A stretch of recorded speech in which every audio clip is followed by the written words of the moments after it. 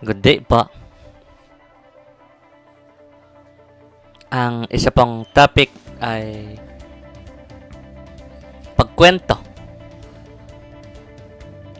May kwenta nga ba?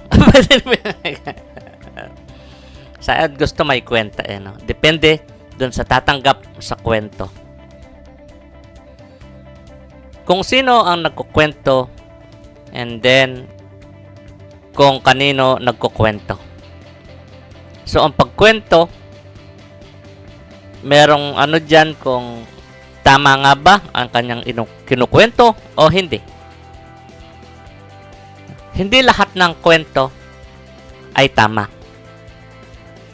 Possible, merong dinadagdag, merong iniiba, merong binabawasan. At magkaiba po yung, meron din po nadadagdagan, kasi iba po yung nadadagdagan dun sa dinadagdagan. Yung dinadagdag, parang dinesisyon. Ganon.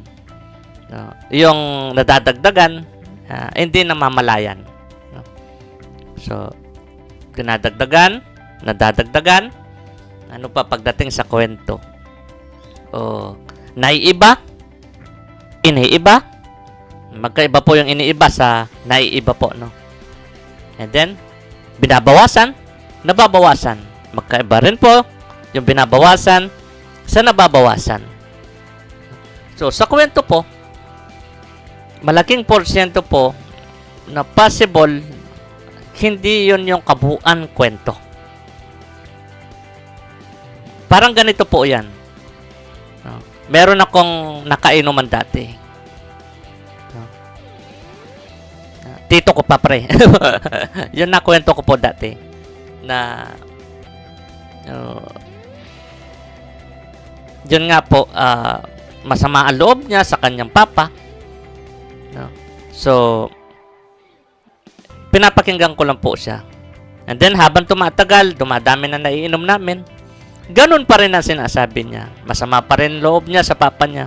Ang pagkaintindi ko po kasi mapapasno ka na. Kumbaga, pag kinuwento na muna sa kapwa mo, kaya kailangan mo ng kakwentuhan para mapasno ka. Kung may problema ka man, no? Mailabas mo yung inis. Pero habang tumatagal, lalo siya naiinis. Pinapakinggan ko lang po siya kasi matanda siya sa akin. Yan, habang tumatagal, nainis na rin po ako. So, nagsalita na ako. Tito, papa mo pa rin po yun, kako. Lalo siyang, pati sa akin, nainis na siya. Lalo siyang tumaas boses. Pati ako, lalo tumaas boses. Ang pinakahuling lagi kong inuulit sa kanya is, ano man pong gawin mo, papa mo pa rin po yun. Ano man gawin mo. Ang ibig ko pong sabihin kasi, no, sa papa mo pa rin po yun. Ang ibig ko po sabihin doon is, lahat tayo may pagkakamali eh. 'Di ba? And then sa gusto natin hindi tayo nagawa kung hindi sa magulang natin. Papa't mama. No? So sana tanggapin, no, ang kapwa na may pagkakamali, lalo na magulang. 'Yan yung ibig ko sabihin sa tito ko noon eh. Kumbaga mahalin pa rin. Kaya lang hindi ano.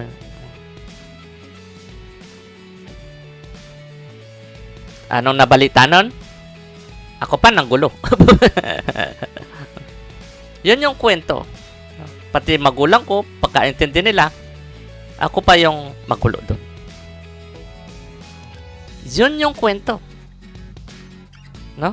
Kadalasan, napapalitan, nababawasan, nadadagdagan. Kaya ako gusto ko, inaalam ko muna. Ano yung mga proof? No? Sa mga nalaman ko, nasaan yung mga proof? Totoo nga bang ganyan? No? Yun yung kwento. So, parang ganito po yan. No? Let's say, meron kaming kasama doon. And then, medyo malayo siya. And then, naririnig niya kami, nakikita niya kami. Hanggang sa kung saan kami pumunta, and then, ikukwento. Ikukwento niya, isusulat niya. Ano kanyang nasaksiyan. So, sigurado ba na 100% ganon nga ang nangyari base sa kanyang kinukwento? Parang ganito po yan. Manood ka ng pelikula. And then, ikwento mo sa akin. Anong naintindihan mo? Ikwento mo yung pelikulang yun. Napanood mo. And then, kinabukasan, panoorin mo ulit. And then, ikwento mo ulit. Para makasigurado tayo, hanggang 5 beses ang gawin nating panoorin mo ng paulit-ulit. And then, ikwento mo. So, sa bawat nasasaksihan, sa bawat, lalo na kung nabalitaan lang, 100% po ba na ganun talaga ang nangyari?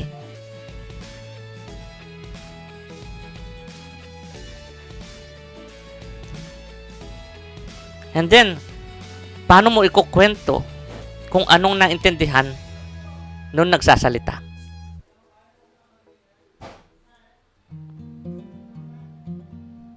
Ano yun? Nangyari. And then, yung ano ko lang doon, kaya sa nangyari sa amin ni tito ko. Dati, ang tinanggap ko na lang yung mali ko kasi. Kasi yung mali ko, matanda siya sa akin. Dapat din na lang ako nagsalita. So, ang katanungan ko ngayon sa ganong pangyayari, kayong may edad, ginagawa nyo bang excuse o lisensya ang pagkatanda nyo, ang edad ninyo, para i-ignore ang pagkakamali ninyo? Dapat kami mga bata, i-ignore namin ang pagkakamali nyo? Ganun po ba ang lisensya ng matanda? Yun po yung nakita kong katanungan dun sa nangyari sa amin ng tito ko nun. Ginagawa nyo bang lisensya ang pagkatanda nyo? At nasa ganun, dapat i-ignore namin kami mga bata ang pagkakamali ninyo. Wala kaming karapatan maituwid kayo sa pagkakamali nyo? Gayong walang perpekto. Di po ba? So, ibig sabihin, walang perpekto. Meron din kayong pagkakamali. Bawat individual sa atin, meron pagkakamali. Inuulit ko. Ginagawa mo bang excuse o lisensya ang pagkatanda mo? At nasa ganon, i-ignore namin kami mga bata ang pagkakamali mo.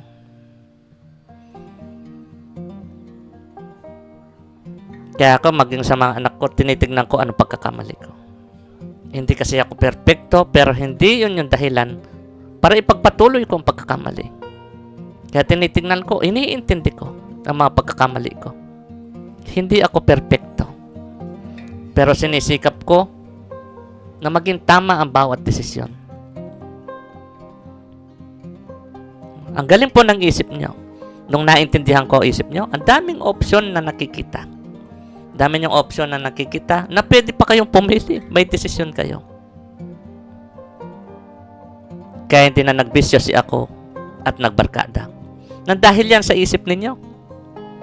Kasi kung ako lang, kung wala ang isip nyo, hindi ko naintindihan ang isip nyo, literally, na nakakita ng maraming opsyon, marahil nagbibisyo pa ako hanggang ngayon at nagbabarkada. Pero nang dahil sa isip nyo, nung nandun ako sa kulungan, unti-unti naintindihan ko ang isip nyo. Ang daming opsyon na nakita. So, pwede ka mapahamak kapag nagganyan ka, nagganyan ka. At kapag nagbarkada pa si ako, since mahina kasi ako pwede akong madala sa ganun. So, hindi pwede sa akin ang pagkikibagbarkada. Kasi mahina ako.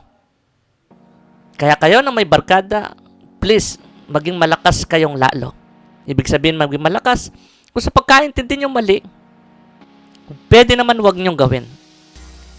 Hindi porket barkada mo niyan, dapat pare-parehas kayo ginagawa. Hindi po.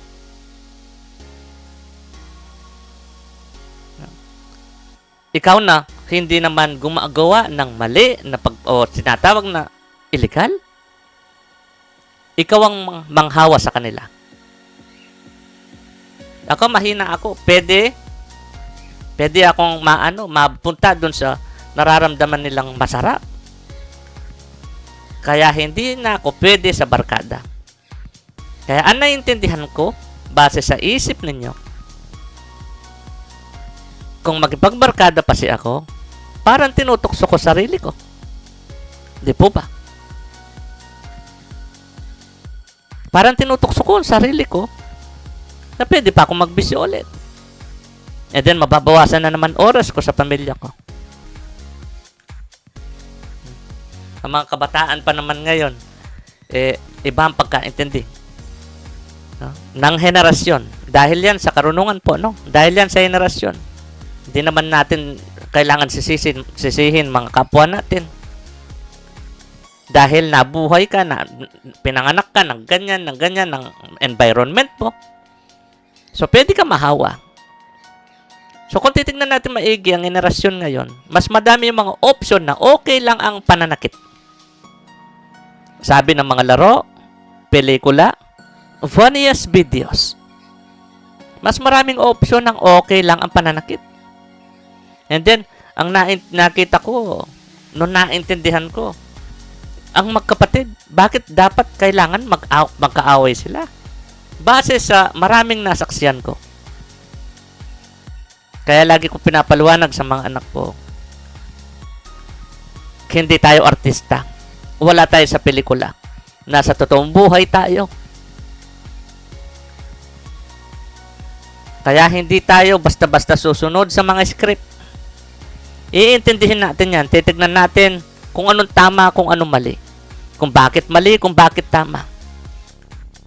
So, nakita ko, sabi ko nga sa mga anak ko, dapat, ang unang dapat magkaibigan, mag-best friend, ay ang mga magkakapatid. Silang dapat unang maging magkaibigan at mag-best friend. Magkapatid.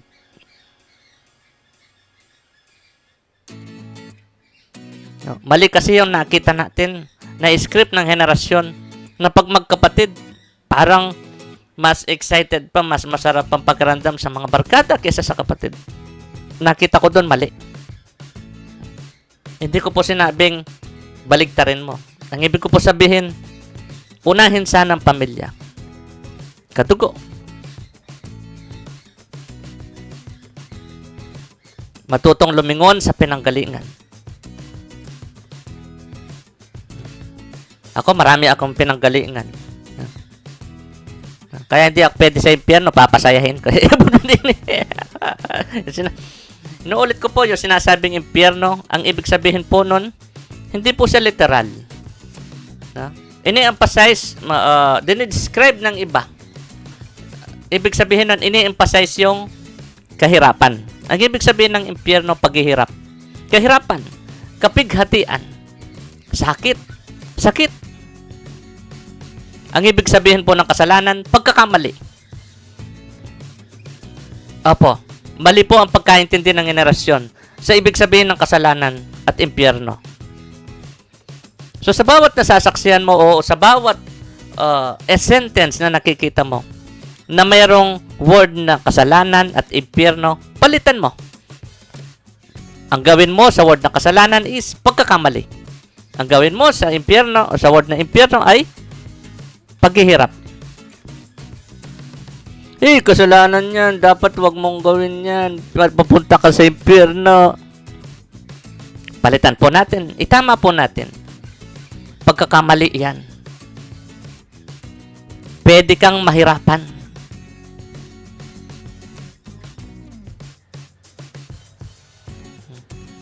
Di pa ba? Gusto po maintindihan.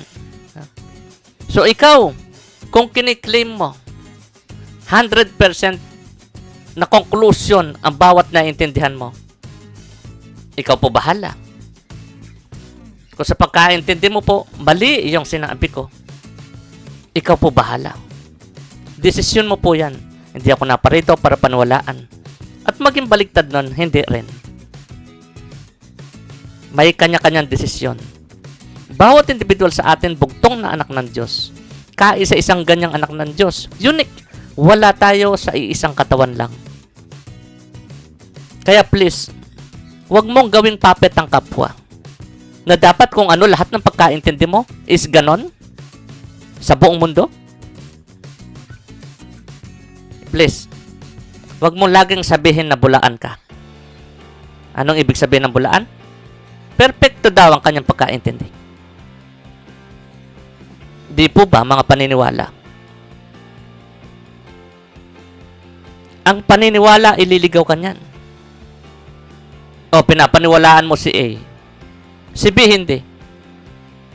Kapag merong nakita na pagkakamali ni A, ang dami mong dahilan, mga kadahilanan na sabi mo magpapatunay na tama siya doon sa mali niya. Ililigaw ka ng paniniwala. Mawawala ka sa katotohanan.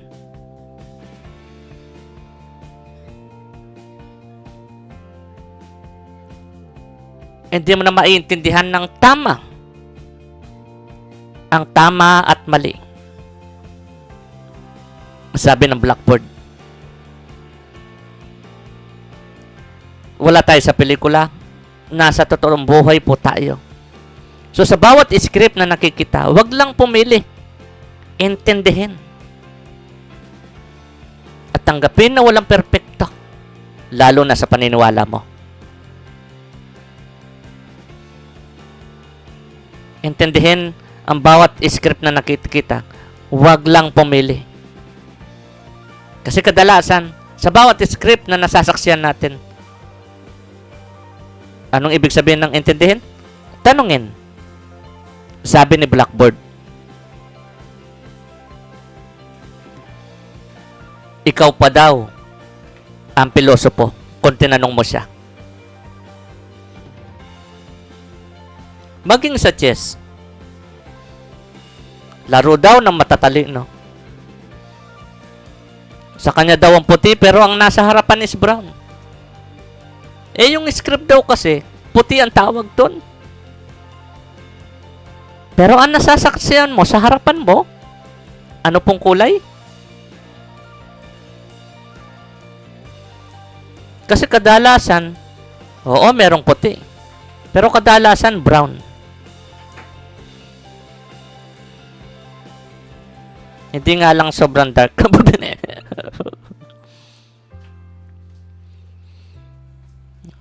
Sino pong tunay na pilosopo? Sino pong dapat tawaging pilosopo?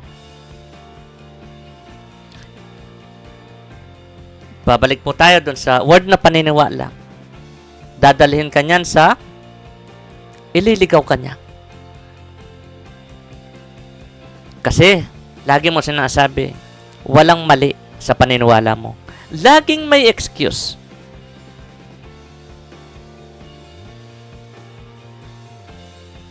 Paniniwala,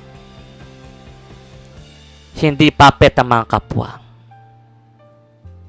Ikaw na nagpasakop sa paniniwala. Gusto mo, lahat ng pagkaintindi mo. Ganon din ang pagkaintindi na lahat ng tao.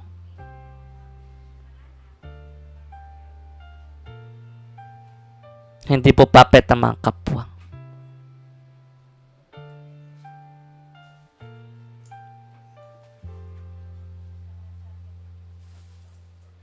Meron nag-post. God hates sins, but God loves the sinners. God, ang Diyos ay ang pag-ibig. Yan sinatawag nilang mapagpatawad. Yan tinatawag nilang unconditional love. Sabi mo, Panginoon mo siya. Ibig sabihin, Lord, sinusunod. Gusto ba ng Diyos mo na makipag-away ka gamit ang kanyang pangalan? Unang katanungan, magpo-proceed pa po ba sa pangalawang katanungan? Kung sa unang katanungan ay puro dahilan ng kasagutan mo.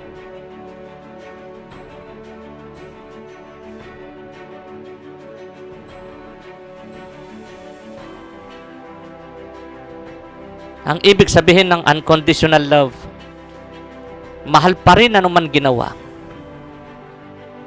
And then, anuman ang pagkaintindi niya, mahal mo pa rin siya. So, anuman kanyang paniniwala, mahal mo pa rin siya. Hindi yung binibigyan mo ng kondisyon na mahal kita, pero tungka sa paniniwala ko, kamo. May pero, may kondisyon. May hangganan ng pagmamahal mo.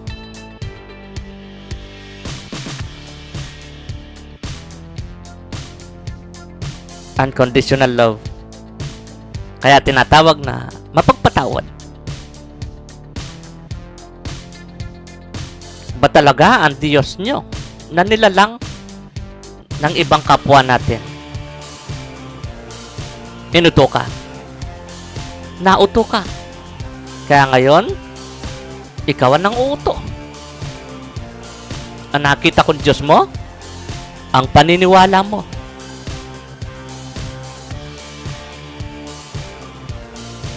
Ang karunungan mo, nasakop ka. Kaya ang daming dahilan napapunta sa tama nga ba? O tamang epekto?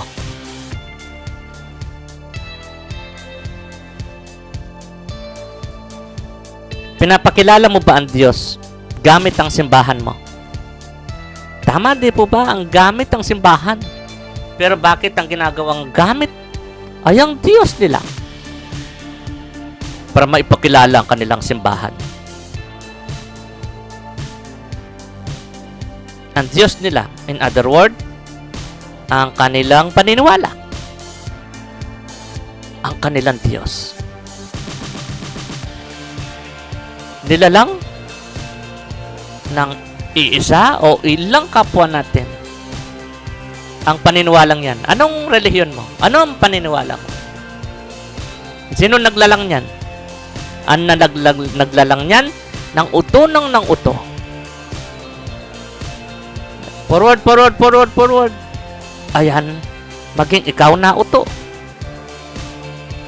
Gusto mo pang i-forward eh. Kaya ikay nang uuto.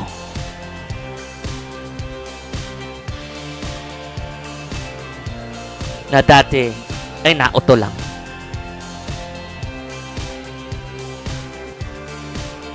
Ano man paniniwala mo? Ang number 1 katanungan ko, nabuo po ba ang Biblia para mag-away-away ang mga tao? Huwag kang sasagot ng galing sa isip mo. Ang sasagot, ang nasasaksiyan natin.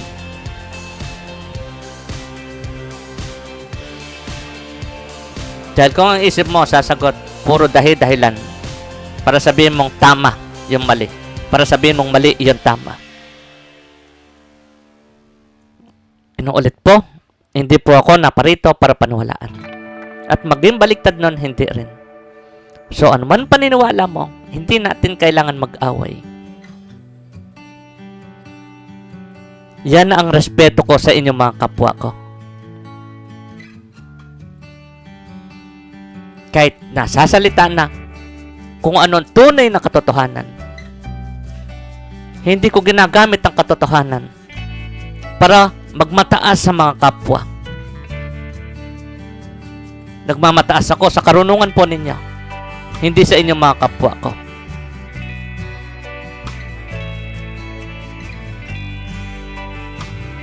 Pinagtatanggol ko kayo sa karunungan ninyo. Ng daming dahilan. Nang dahil sa paniniwala. Paano mo ginagamit ang pangalan ng Diyos? Inuulit ko. Hindi ko kayang paglingkuran ang Diyos kung hindi sa inyong mga kapwa ko. Ang pagmamahal ko sa Diyos ay ang pagmamahal ko sa inyong mga kapwa ko. Hindi ko po sinasali ang Diyos sa number. Dahil hindi po nilalang ang Diyos. Ang Diyos ay ang pagmamahal.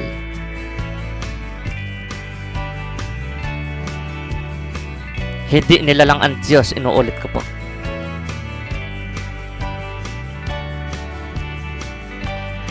Wala siya sa number. Hindi ko ginagamit ang pangalan ng Diyos para ako'y magmataas sa mga kapwa.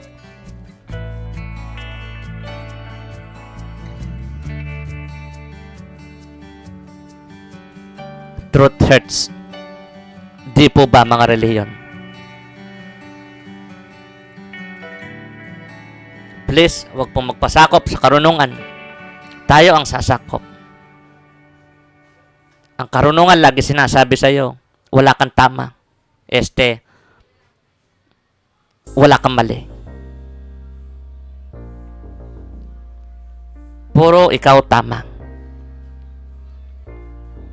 Kapag may sinasabing may mali ka, ipagtatanggol yan ng karunungan mo. Mag-aral na mabuti bang maituturing ang pagmamataas sa kapwa. Kahit saan pwede kang mag-aral. Di po ba? Hindi lang sa school. Pwede kang umintindi. Hindi lang sa school. Naulit ko po, ang kalaban natin ng karunungan. Merong karunungan ng mga tao, pero hindi ang tao ang karunungan. Hindi mo pwedeng sabihin, meron bang tao ang karunungan? Sige pa, sa mga taliwaspan po na pagkaintindi sa mga sinabi ko, patawad po. Hindi natin kailangan mag-away, lalo na pinag-uusapan ang pangalan ng Diyos. Sige pa, love you po. Sana po, love mo rin pa kami.